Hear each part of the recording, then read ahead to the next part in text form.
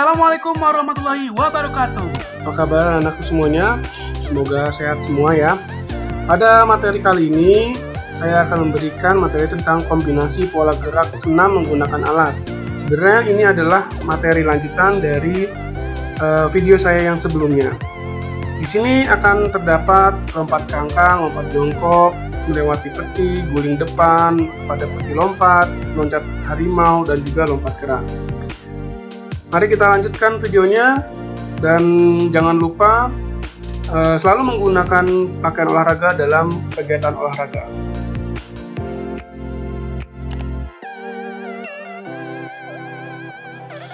Adapun gerakan senam yang menggunakan alat diantaranya seperti lompat kangkang, lompat kera, loncat harimau, guling depan pada peti lompat, dan lompat jongkok melewati peti lompat. Kelima gerakan senam ini akan dikombinasikan dengan beberapa pola gerak dominan pada senam. Nah, di sini ada beberapa gerak dominan seperti bertumpu, melayang, mendarat. Nah, ini akan kita jadikan satu dan terciptalah gerakan senam yang menggunakan alat seperti yang kalian lihat pada video ini. Oke, lanjut aja. Yang pertama, latihan dalam senam menggunakan alat memerlukan sikap hati-hati. Nah, ini perlu kalian pahami ya. Jadi dalam latihan senam itu harus memiliki sikap hati-hati. Kalian harus mengutamakan keselamatan diri kalian. Untuk itu, perhatikan rambu-rambu berikut ini untuk menjaga keselamatan kalian. Yang pertama, yang sudah pasti berdoa sebelum memulai kegiatan. Yang kedua, pemanasan. Yang ketiga, ikuti arahan dan petunjuk dari Bapak Ibu Guru. Yang keempat, lakukan dengan penuh percaya diri. Yang kelima, mintalah bantuan kakak, saudara, atau kamu di rumah jika mengalami kesulitan. Yang keenam, jangan bercanda pada saat melakukan latihan. Yang ketujuh, jika kamu sedang sakit, jangan memaksakan diri. Yang terakhir, setelah selesai latihan, lakukan pendinginan. Yang pertama yang akan saya bahas adalah lompat kangkang.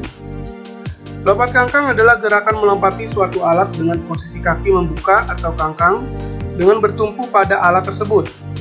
Lompat kangkang dapat dilakukan dengan melewati peti lompat atau kuda-kuda lompat. Nah, keduanya ini memiliki cara yang berbeda, tetapi hampir sama dengan gerakan-gerakan lompat kangkang lainnya. Ya, seperti yang kalian lihat pada gambar, ini adalah lompat kangkang menggunakan peti lompat. Nah, gambar berikut ini lompat kangkang menggunakan kuda-kuda lompat. Lompat kangkang melewati peti lompat. Ya, kalian bisa lihat pada gambar. Nah, peti lompat dapat digunakan sebagai alat melakukan senam. Berikut cara melakukannya. Yang pertama, awalan dilakukan dengan berlari cepat. Yang kedua, pada langkah terakhir, lakukan tolakan dengan kuat sehingga badan lenting ke depan. Kedua tangan bertumpu pada peti lompat. Yang keempat, kedua kaki mengangkang ke samping agar dapat melewati peti lompat. Yang kelima, pada saat melewati peti, kedua telapak tangan segera dilepas dari tumpuan.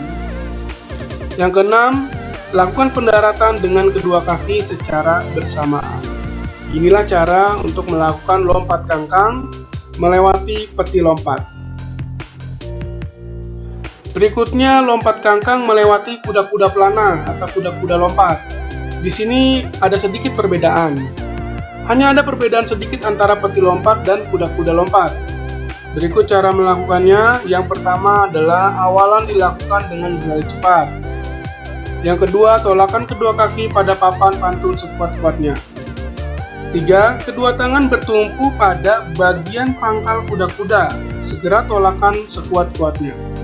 Kedua kaki mengangkang ke samping agar dapat melewati kuda-kuda. Pada saat melewati peti atau kuda-kuda, badan melayang di atas kuda-kuda dalam sikap lurus, lengan direntangkan, tungkai lurus, dan pandangan ke arah depan.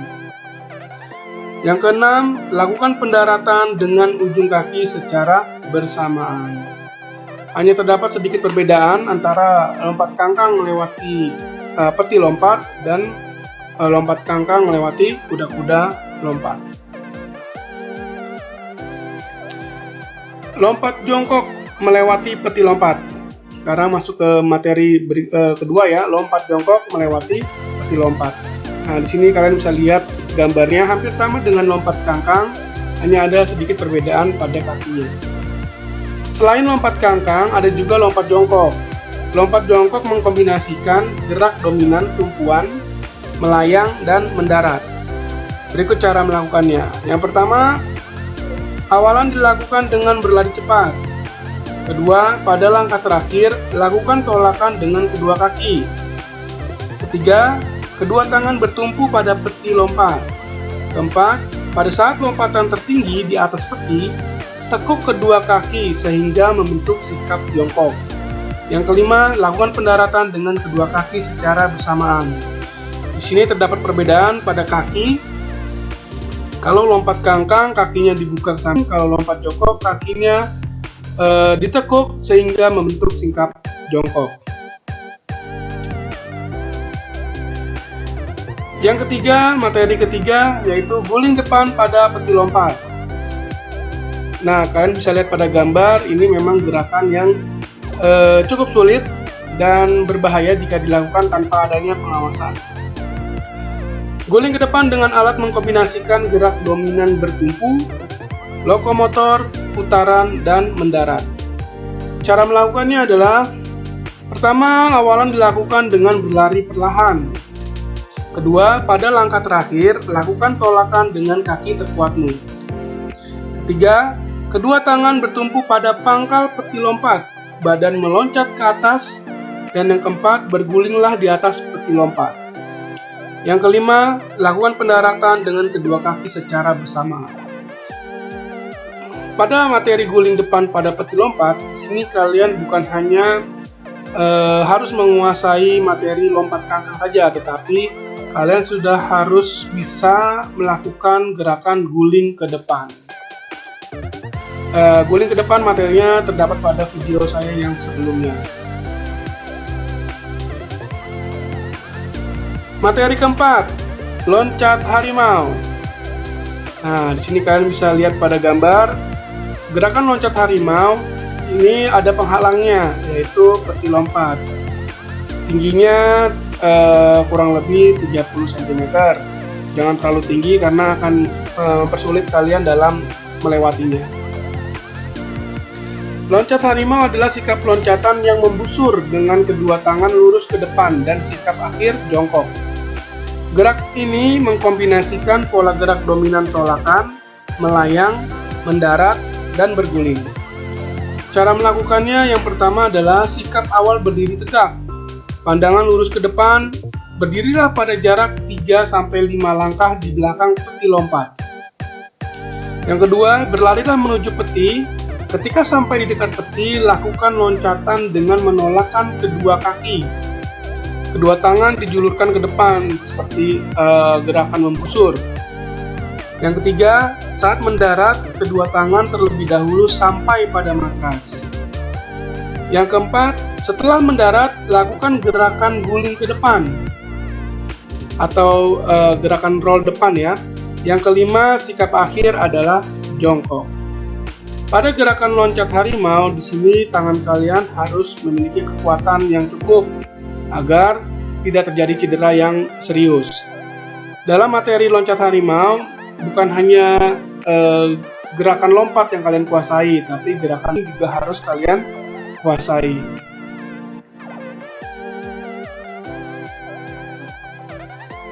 Materi yang terakhir adalah loncat kera. Kalian bisa lihat pada gambar bahwa gerakan ini adalah gerakan mengayun pada palang tunggal. Loncat kera merupakan loncatan yang menggunakan palang tunggal dengan ketinggian yang sudah disesuaikan tinggi dan kemampuan siswa. Gerak ini mengkombinasikan pola gerak dominan bergantung, ayunan, dan mendarat. Cara melakukannya adalah, yang pertama, sikap awal berlari perlahan menuju palang.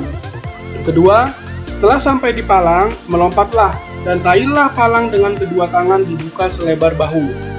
Ketiga, pegang palang dengan kuat dan tahanlah posisi menggantung. Yang keempat, ayunkan tubuh ke depan dan ke belakang dengan sumbu putaran berada di bahu. Yang kelima, pada saat gerakan mengayun, seimbangkan tubuh agar tidak terjatuh. Yang keenam, lakukan pendaratan dengan cara melompat ke bawah secara bersamaan dan posisi kedua kaki mengepel. Gerakan loncat kera ini merupakan gerakan keseimbangan tubuh pada saat kalian memegang palang tunggal. Di sini titik tumpu putaran bukan berada pada telapak tangan ya. Hati-hati, karena jika kalian berada pada telapak tangan, itu akan membuat telapak tangan kalian cedera. Jadi berada pada bahu. Baik, demikianlah beberapa gerakan senam yang menggunakan alat dengan menggabungkan beberapa pola gerak dominan pada senam. Jangan lupa untuk tidak melakukan gerakan senam pada materi ini tanpa pengawasan dari orang tua. Semoga video ini bermanfaat untuk para siswa dan juga para guru semuanya.